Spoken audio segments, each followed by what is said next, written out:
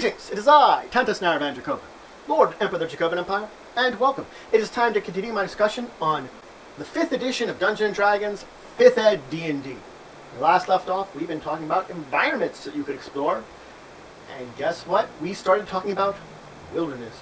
We've been talking about dungeon environments. Let's finish up dungeon environments today and start on wilderness environments. Alright, dungeon hazards. Dungeon hazards are things that you can encounter in a dungeon that are effectively environmental hazards. Problems in the environment that can cause distress, problems, damage to your players. These things are obvious. Unlike a lot of other stuff, most of the time you just spot them as soon as you encounter them. Granted, they could be hidden, but they're not normally hidden under normal circumstances. They specifically hide themselves. They just might be in an area where they're hidden, or someone might have hidden them there to make them a hazard. That's hidden. Hard to say. Either of these could occur. Generally speaking, though, when you encounter them, they're going to just cause you some problems, and more than likely, if you want to identify them, once you've seen them, you make a intelligence nature check, and appropriate to what seems to be the commonality of whatever hazard you're facing, and then, hey, I know what it is, I can react to it properly. On the other hand, there is plenty of other hazards. Each of these hazards will basically be damaging to your players. And effectively, the amount of damaging you can use to judge it using basically the trap rules. We'll talk about traps in a couple episodes from now. You're going to use those basic rules to figure out the difficulty of the challenge of the trap, and you can use those for the hazard itself too to see how challenging it is to your players, comparing it to their level to see if it's actually something that's actually challenging to them. There are 4 common hazards listed in the book, but there are other hazards that exist out there for your dungeons that you might encounter. These are the general ones you're going to be using. Let's move on, talk about the wilderness, because beyond the dungeons, beyond the settlements, are great wide wildernesses, left not only to explore, but to traverse from location to location for your players. And giving life, breeding existence into these places can be fun and entertaining for both you and your players. Now, there really are 2 approaches to when you're traversing the wilderness. I'm going to go over one today. So, the wilderness can just be something you're going through to get from point A to point B. As simple as that.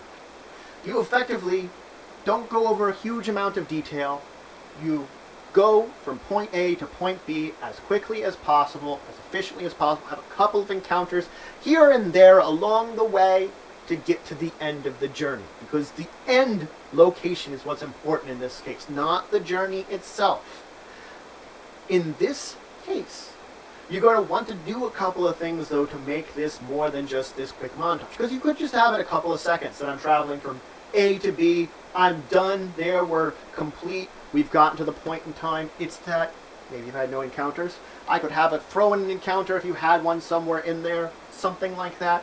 But even then, you're still missing out on a section. Because again, yeah, you could just gloss over it.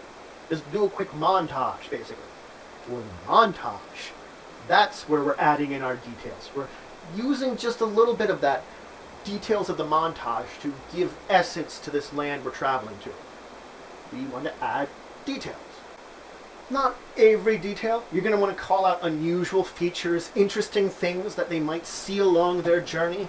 Basically, we're condensing this arduous journey down into a very small period of time. Views, smells, you're going to generally use your language to describe it. You could use visual aids. Things like, even like photographs of real-world areas that you can print out and be like, this is kind of what you see. Some kind of really cool locations that we can find in our natural world. You could just add one in here and there, and that's like, oh, we see this along our journey. This is really cool. This is something that is interesting.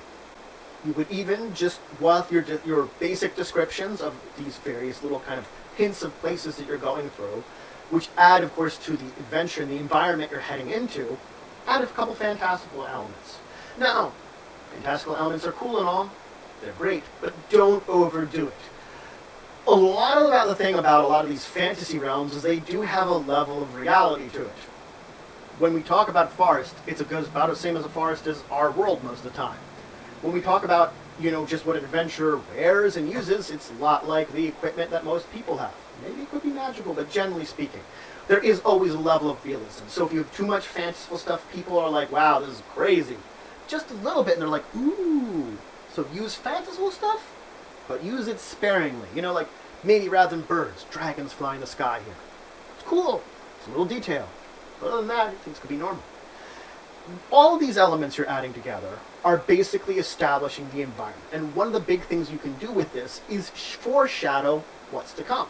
Now, this is not just the environment you're setting up, or little hints of things you find. It could also be the random encounters. So, unusual architecture, stone, maybe some kind of ruins, some kind of opening,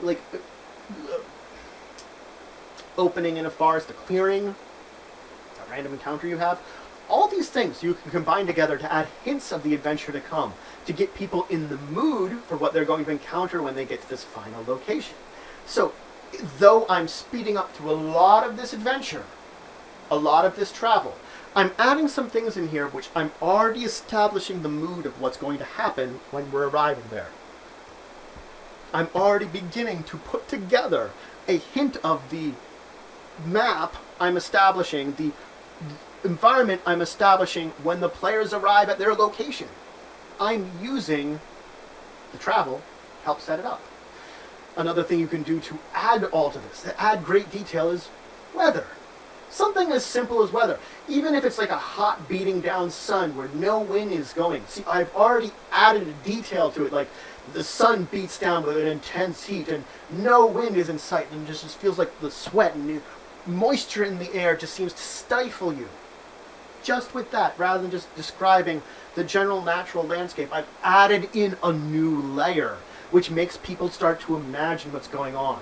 That they feel like they're traversing this really quickly. I could just say that that's the way it is. And then I could add in maybe rain or something a couple days later that cools them off. And the fact is, within 5 minutes, I've established days worth of travel and made them feel very roller coasters worth of emotions, but made them feel like their characters been hitting and encountering interesting things along their journey. So, all these details add together very easily. And yeah, we are just going from point A to point B very quickly, with a few encounters in the middle. But heck, we've made it have a purpose, we've made it feel alive, and we've made it do this without spending a whole lot of time on this. We've sped it up greatly and still managed to do this. But that's it for today. I finished up talking about dungeon maps with dungeon hazards. 4 types of hazards which cause problems to your characters, which generally speaking are very easy to spot. Not always the easiest to identify, but once you encounter them, they are something you can encounter. They function a lot like a trap when it comes to the difficulty of the encounter with them, and you will look to traps to figure that out. But other than that, they are just that, just a hazard you can encounter in the environment. Then we started talking about the wilderness, which I described that there are 2 ways to traverse the wilderness. We went over one today. I go from point A to point B, montage in the middle, we're done. The speed up method. The method with traveling is just a method of getting from point A to point B. And of course you can gloss over this as much as you want. But as I've been saying here, adding detail makes it feel alive. And this detail can have more than one purpose. Not only can it have very interesting places you can describe that maybe your players decide, oh, we want to stop and explore these. Check it out, where you can add in some other little encounter that you might want. Or it might be a great place to put in those random encounters you were planning, or that you rolled out. You can put them into one of these places if your players decide to explore them. It's like, oh, I rolled out that they're going to fight a bear. Oh, they're checking out this cave behind the waterfall. The bear is there! Well, look at that. I combine things very easily. Or you could just have it as random encounters down the area. And just adding description makes the realm they're traveling through feel alive. Of course, I did talk about just the aspects of doing things like weather. Weather is a big one that just makes it feel alive. And the fact is, this makes it hint, oftentimes, the journey to come. You can use this to hint at that. Hint at the information about what's going to happen at the adventure, the environments you're going to face, maybe even the enemies you're going to face. It's a great way of beginning to establish stuff. But, in the next episode, we're going to continue with wilderness terrain building, with the wilderness encounters and talking about them in relation to this traversing. And then we will talk about wilderness terrain features. But, if you have any questions, comments, anything you want to say, anything you think I left out, please just leave in the comments below. Please like, share, and subscribe. It shows you for the channel, the empire, the work I do. If you want to show some extra support, you can always check out my Patreon. Link description below. It's a great, there's some great rewards there, and it helps to grow and improve the channel and the empire. But regardless, until the next time, I bid you farewell.